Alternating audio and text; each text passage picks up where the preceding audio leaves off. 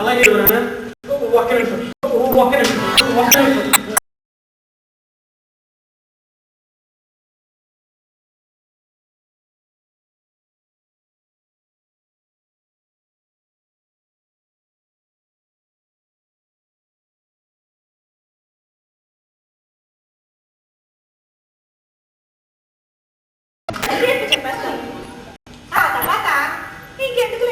సీత మరి అంత డ్యామేజ్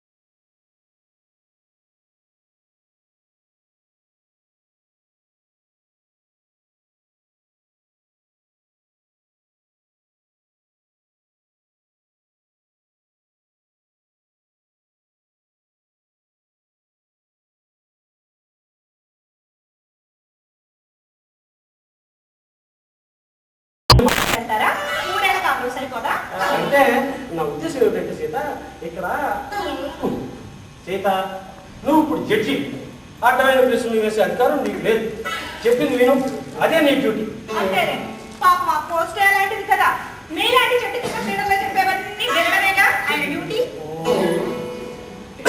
ఎవరన్నా ఇవుతోనే పడలేకుండా ఉండవు. దయచేసి నాకు విడాకులు ఇప్పించండి.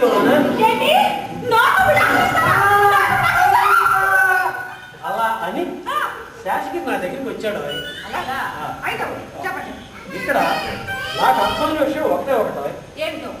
ఈ శాసగిరి అంటేనే కిరికిరి అని, ఇతని వాటం చూస్తే దాదాగిరి చేసేవాళ్ళగా.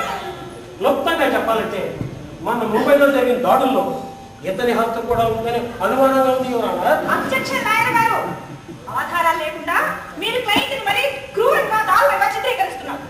అంటే నా ఉద్దేశం శాసగిరి ఒక పెద్ద బ్రోకర్. అసలు సరైన కారణాలు లేకుండా విడాకులు ఎలా మంజూరు చేయగలం ఎవరన్నా? ఇది సరైన కారణమా? పంటని కాపురాన్ని నాశనం చేసుకోవడం మంచిదే అంటారా ఎవరన్నా? నేను కరెక్ట్ రూట్ లోనే ఉన్నాను, కరెక్ట్ గానే మాట్లాడుతున్నాను. అయ్యా మహానుభావ, శాసగిరి మీ క్లయింట్ తన తరపున వాదించమని న్యాయవాదిగా మీ దగ్గరకు వచ్చి పాపం అడిగారు. మీరేం చేయాలి? న్యాయవాదిగా అతని తరపున వాదించాలి. కానీ మీరు మీ క్లయింట్కి వ్యతిరేకంగా వాదిస్తున్నారన్న విషయం కోర్టు మీకు గుర్తు చేస్తుంది. మిమ్మల్ని నమ్మి వచ్చిన క్లయింట్కి అన్యాయం చేయడం మూర్ఖత్వం. కావచ్చు ఎవరన్నా, నా గొంతులో ఊపిరి ఉన్నంత వరకు చట్టాన్ని న్యాయాన్ని గౌరవిస్తాను అని న్యాయవాదిగా పట్టా తీసుకున్నట్లే ఆ ధర్మదేవత మీద ప్రమాణం చేశాను. కాబట్టి న్యాయానికి అన్యాయం చేయని కోర్టు అంటేనే హార్ట్ బీట్ పెరిగిపోయి క్లయింట్ అన్న మాటలుగా నేను పెంటైపోయి ఇతను భారీ పరిస్థితిని మనం అర్థం చేసుకోవాలి కదా. తమ జంటలు చూసి పార్వతీ పరమేశ్వరులో ఉన్నారు అందరూ అనుకోవాలని ఇతని భార్య కళ్ళు కంటుంటే పరమేశ్వరంతో అక్రమ సంబంధం అంటగట్టి ఆవిడ్ని వదిలించుకోవాలని చూస్తున్నాడు ఈ శాస్త్రం. ఇతను సృష్టించిన దొంగ సాక్ష్యాల వల్ల ఒక అన్యపుణ్యమైన అమాయకురాలు వ్యభిచారిణి అన్న ముద్రపడి ఆ నిందను భరించలేక ఆమె ఆత్మహత్య చేసుకుంటే ఆమె చనిపోతే ఆ నేరంలో ఆ పాపం ఎవరిది ఇవ్వాలంట? అతండా నాదా? ఒక అమాయకురాలైన స్త్రీ పతనానికి పరోక్షంగా నేను కారణం కాలేదు. అలాంటప్పుడు కేసు ఎందుకు ఒప్పుకున్నారు? వీడిచ్చే డబ్బులు కాచిపడి మరొకటనే ఈ కేసు టేకప్ చేయొచ్చు. దానివల్ల ఇతని భార్యకి అన్యాయం జరుగుతుంది. అందుకే నేను ఈ కేసు టేకప్ చేశాను. వీడి అసలు రంగు బయటపెట్టి ఇక జన్మలో వీడికి విడాకులు మంజూరు చేయకుండా ఉండడానికే నేను ఈ నిర్ణయం తీసుకున్నాను. మంచి పని చేశారు, కానీ దీనివల్ల మీ వృత్తిలో సమస్యలు ఎదురవుతాయేమో. కావచ్చు. దానికంటే ఇతను భార్య పడే వేదన చాలా 100 రెట్లు ఎక్కువ. దాంతో పోలిస్తే నాకు వచ్చి అప్రతిష్ట అంత పెద్ద. అది నేను నా కుటుంబం స్వయంగా అనుభవించాను. లేక ఎన్నో తరాల తర్వాత మా ఇంట పుట్టిన మహాలక్ష్మి మా గారాబంగా పెరిగిన వాడి తన మనసు పడిన వాడిని ఇచ్చి పెళ్లి చేశాను. కానీ గంపెడాసులతో అతనికి నడిచిన మా అక్కకి అనుక్షణం నాటకం చూపించాడు ఆ రాక్షసు. వాడు ప్రేమించేది తన్ని కాదని తన వెనకున్న ఆస్తి మీద తెలిసి నిలదీసేసరికి మా అక్కని మానసికంగా చిత్రహింసలు పెట్టి చంపేశాడు. చివరికి మేము పెట్టిన కోర్టులో ప్రవేశం సాక్ష్యాలు లేకుండా న్యాయాన్ని కొనేశాడు ఆ బాబు. ఇవన్నీ చూసి తట్టుకోలేని మా అమ్మ మా అక్కడికి అసలు ఏ ఐఏఎస్ ఐపీఎస్ ప్రజలకు సేవ చేయాలనుకుంటే నా కుటుంబం మొత్తం సాగుతూ నా గమ్యాన్ని మార్చుకున్నాను. న్యాయం నల్లబజారు నమ్మినట్టు అవుతుంటే ఒంటరిని నేను న్యాయ పోరాటం చేయాలని నిశ్చయించాను. అందుకే నేను పేరున్న లాయర్ని కాకపోయినా పెద్ద పెద్ద భ్రమకులవి కాకపోయినా మనసున్న లాయర్గా న్యాయానికి అండగా నిలవాలంటున్నాను. అదే చేస్తున్నాను. అందరూ మీలాగే ఆలోచిస్తారు. ఈ లోకంలో ఎంతో మంది ఆడవాళ్ళ జీవితాలు బాగుపడేవారు. సీత, మనసా వాచ కర్మణ నీతోనే నా జీవితం అంటూ నన్ను స్త్రీకి పురుషుడు వేసే ముడుముళ్ళు ఉల్లేపించుకోకుండా చూడాల్సిన బాధ్యత మాకు. రాముడు పాదం తాకి రాయి అమలేగా మారిందని విన్నాను.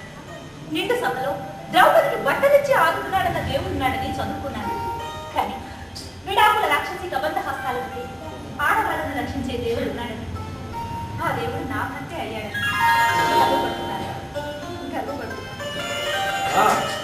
మనం ఇలా ఒకళ్ళు కొడుకుంటూ కూర్చుంటే అవతల జడ్జి గారు కోర్ట్ ఈజ్ అడ్జర్న్ అంటాడు.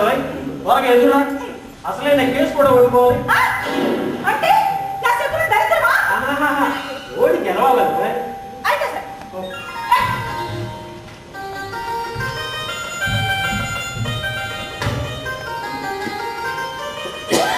Okay bye.